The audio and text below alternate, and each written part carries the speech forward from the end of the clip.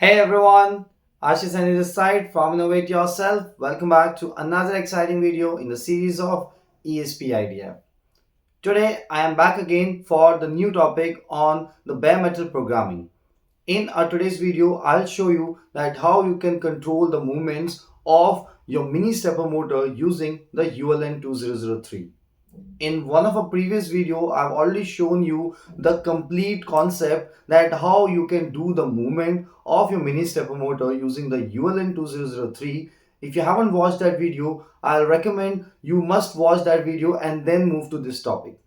So using the same logic, we will be controlling a mini stepper motor and the same movement we will be doing using the bare metal programming. So I hope now you have got the agenda for today. Now let's move ahead and let's understand how we will be doing the movement of mini stepper motor. So let's move ahead. Alright guys, so you can see we have made the connections of the ESP32 with the ULN2003 and the mini stepper motor. So you can see this is how we have made the connections from mini stepper motor to this, and the input pins like IN1, IN2, IN3, IN4, and those are being connected right here on the ESP32, and this ESP32 pins are 25, 26, 27 and 33. So these are the pins that we are using right here, and this red wire is the VCC, this brown wire is your ground. So in this way we have made the connections and our circuitry is complete. And also, if you're not able to understand like how we create this, how we made the connections, you can watch a last video where we have done the detailed discussion on the mini stepper motor using the ULN2003. So you can do watch that. So this is all about the connections. Alright everyone, now let's understand the code. On your screen, I already have the project opened with me. Now let me open up the code. Just open this. And now here you can see I already have the code written for the mini stepper motor. But let me also explain you so quickly so that you will also get an idea like what exactly I'm doing in here. But as usual, like in one of our previous video, I've already explained you the entire process, like how this works, how the things are going to happen, whether to make it rotate clockwise or to the anti-clockwise direction. I have explained everything, but just because this time we are working with a bare metal programming, so I just have to explain you like how the things are happening here. So for that, let me do one thing. Let me explain you. Firstly, we are just importing the standard libraries like as usual. After that, I'm just defining the GPIO pins that I'll be using from input output 1 to input output 4. So the pin number that we are using is like 27, 26, 25 and 33. But in this line, you can see I am not writing 33. I'm just writing 2. And what is the reason for that? I'll tell you that. But before that, let me explain you this one. Now here you can see these were the registers that we were using to set the value and to clear the value with respect to the particular GPIO pin, and GPIO enable register to set the GPIO pin to in output or to the input thing. So that's what we were doing with that. And now we were having this, but along with this, if you will notice, I am also passing another registers. But if you will notice, there is a difference. These are not the same. This set value and this set value is not the same, because you can see it's GPIO out underscore W1TS. It's GPIO underscore out 1 underscore W1TS underscore register. So what is the difference in here? So to understand this, let me go to the technical reference manual. So let me open it up. Now this is your technical reference manual. In here you can see this is the register that I was talking about, GPIO underscore out underscore W1TS underscore REG, and in front of that, if you will read the description, it says GPIO 0 to 31 output register underscore W1TS.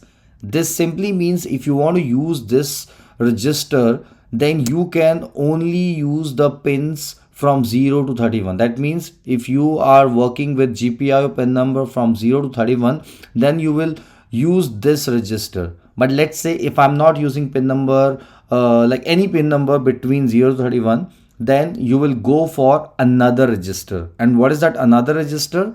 Let me scroll here, and it's this one. You can see GPI underscore out 1 underscore W1 TS underscore rec, and you can read the description right here. GPIO 32 to 39 output bit set register. So this is what exactly we are talking about, and this is the corresponding register for that. So let's say if you have to work with pin number 33, which we are working in our case, then you need to go with this one. And let's say if you don't want to go for multiple registers, then you can go with the same one, but you just need to change the GPI pin accordingly then. But in my case, I'm just explaining you this so that in future, if you work with such pins, you will have a clarity that how you can shift to that, how you can work with them.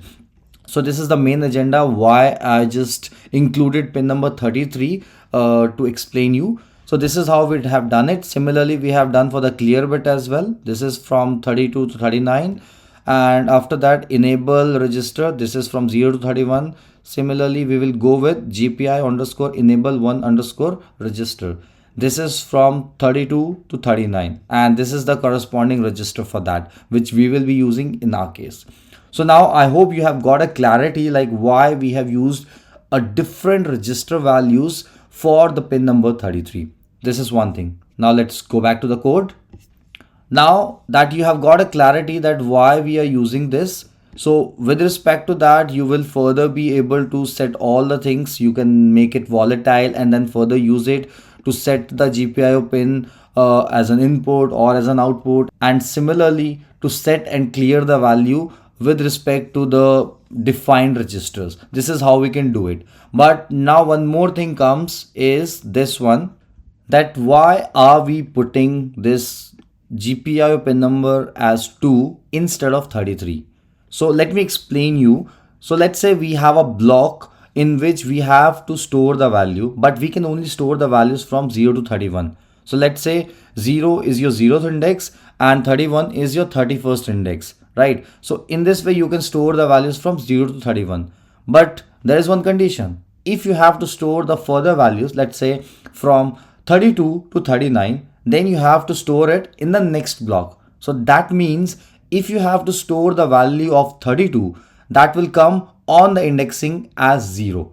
Similarly, 33 will come on the indexing as 1. So it's like 1, 2, 3, 4, 5 and so on. So this is the main reason why we are shifting it that way. Or in other words, you can say we are just writing it like this: 33 minus 31, because up to 31 all the values are already being stored on a different address. Now we have to store the further values, that is from 32 to 31. So that is the reason we are just setting it the value as 2, so that we can do the bit shifting accordingly. This is the main reason why we are setting it up as pin number 2 instead of pin number 33. This is the reason why we are doing it. Now in here we have created another function to give a delay in microseconds. So this is the basic function that I have created right here. Now after that, this is what we have already understood, and here the clockwise direction. This is the entire code to make it work clockwise as per the way we make it clockwise direction for the ULN2003 for the mini stepper motor. Similarly, if you want to go for the anti-clockwise direction, then I have the code written as well. So this is the one. But for now, let me just flash this code because our code is done, and let me flash this code and let me show you how it's working. So let me just flash the code. So I'm just flashing it.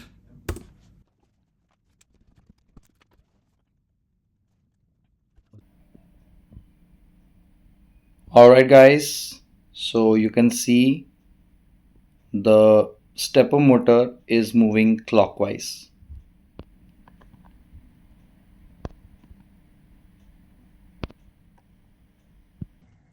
All right, now let's change the code. Let's run it anti-clockwise. I'll comment this code, and I already have the other code ready with me. So I'll simply uncomment this, and you can see I have also written the pattern like how it's working. Let me just stop it and reflash it.